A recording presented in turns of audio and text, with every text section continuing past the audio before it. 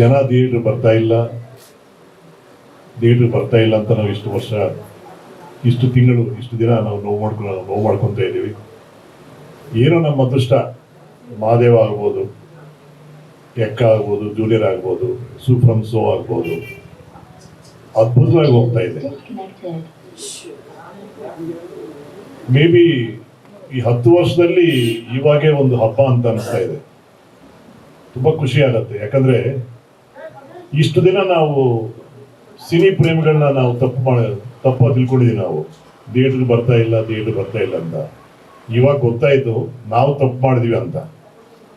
ಅವ್ರಿಗೆ ಇಷ್ಟ ಆಗೋ ಸಿನಿಮಾ ನಾವು ಮಾಡಲಿಲ್ಲ, ಅದಕ್ಕೆ ಜನ ಬರಲಿಲ್ಲ ಅಂತ ನಾವೆಲ್ಲ ತಿಳ್ಕೊಬೇಕಂತ ಪರಿಸ್ಥಿತಿ ಜನ ತೋರಿಸಿದ್ದಾರೆ. ಈ 4 ಸಿನಿಮಾನು ತುಂಬಾ ಇಷ್ಟಪಟ್ಟಿದ್ದಾರೆ, ಜನ ನೋಡ್ತಾ ಇದ್ದಾರೆ.